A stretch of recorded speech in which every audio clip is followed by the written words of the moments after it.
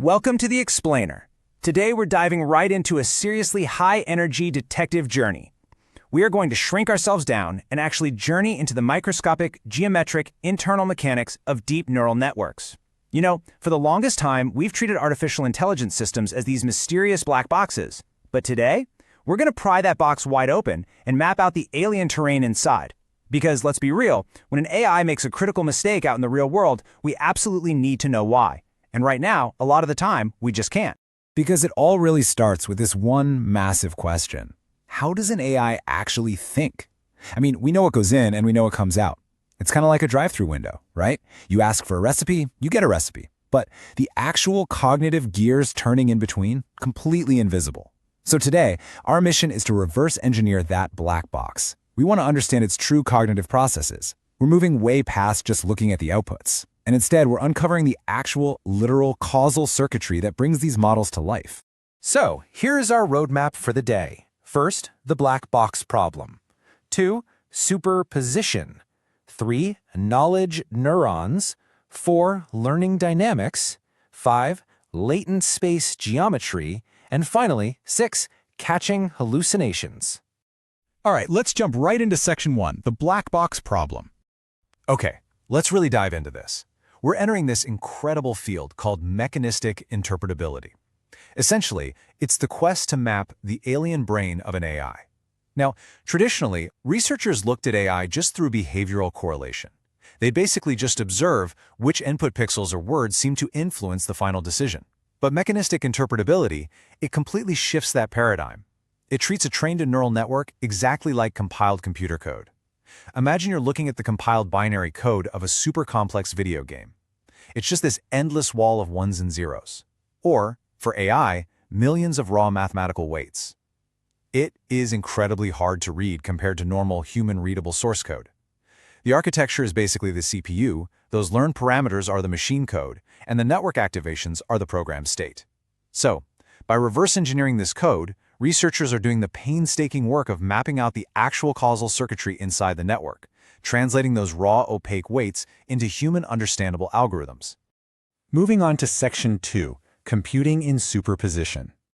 To truly map this code out, we've got to zoom our microscope all the way into the foundational level just to see how these models handle such massive amounts of data so efficiently. And that brings us to this wild concept, superposition. Large language models juggle hundreds of millions of features, which is way more features than they actually have individual neurons for. So how is that mathematically possible? Well, through superposition.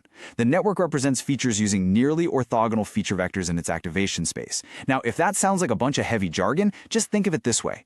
Imagine you're trying to pack a magical, multi-dimensional suitcase. You have way more items than the suitcase has physical volume for.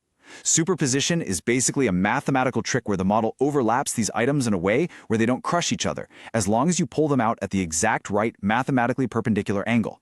And because only a sparse subset of these features is active at any given time, the model can pack a massive number of concepts into a shockingly small number of neurons without catastrophic interference. Honestly, it's absolute mathematical magic. But of course, there's a catch. Recent theoretical breakthroughs have proven what's called a sub-exponential capacity limit. The formula reads, a network with n neurons can compute at most O of n squared over log n output features. Let's unpack that formula into plain English. What it's telling us is that while models can represent an almost exponential number of features passively in their memory, there is a strict, hard mathematical limit on actively computing with them. The AI's memory scales exponentially faster than its active processing power. So why does this matter to you and me?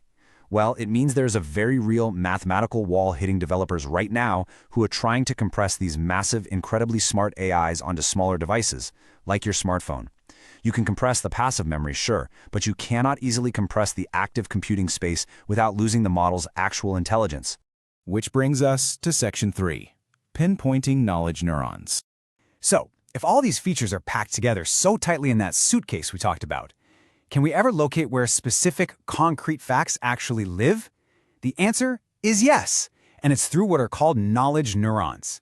Researchers have actually discovered that the feed-forward networks inside a transformer architecture act essentially as key-value memories for relational facts.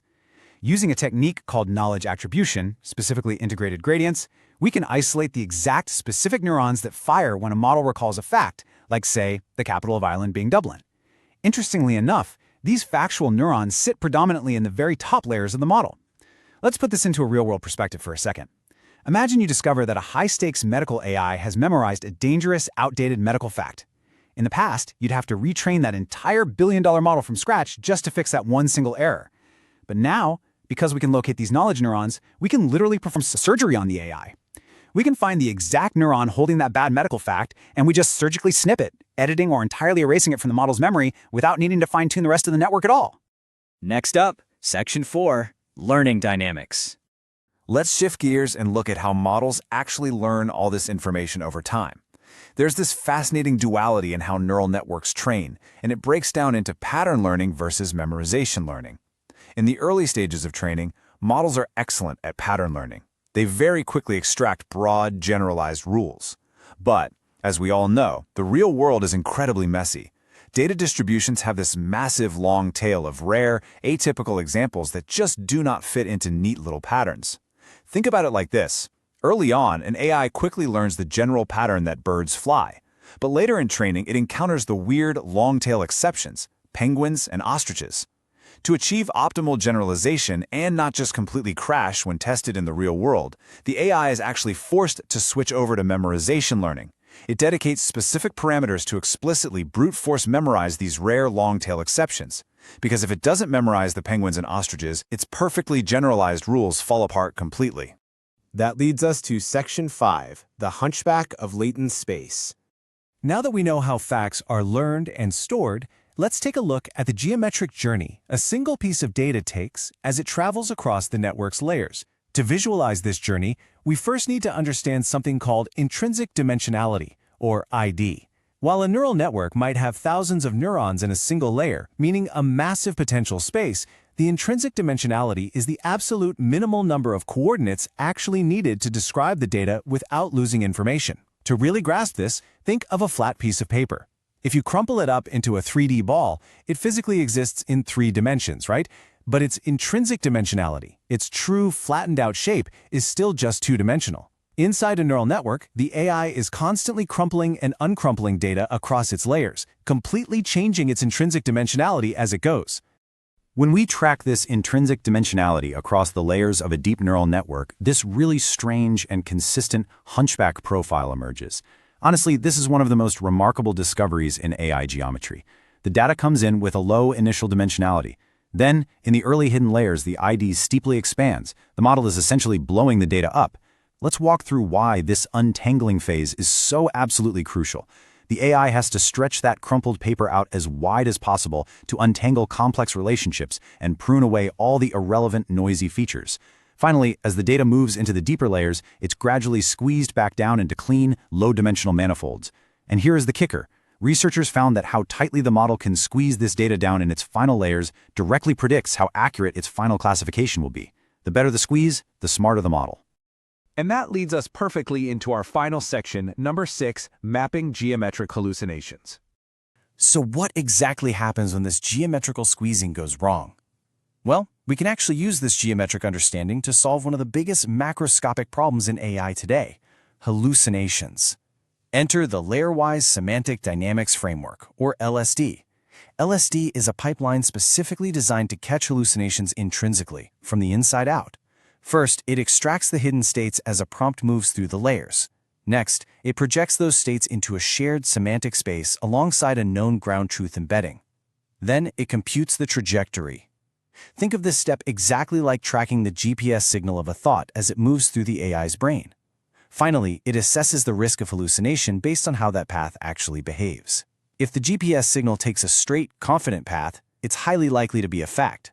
But if that GPS signal starts wandering erratically down random streets, you know the AI is making things up.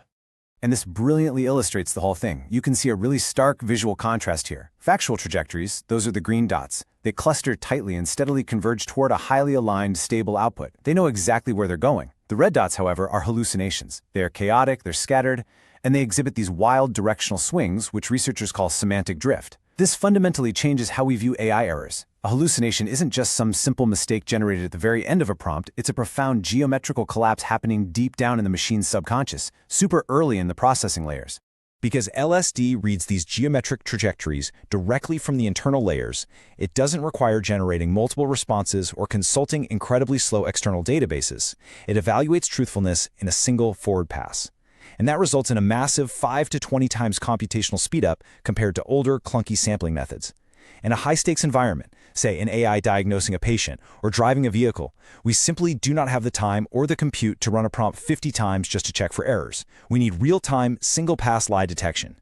And that is exactly what understanding this internal geometry unlocks for us.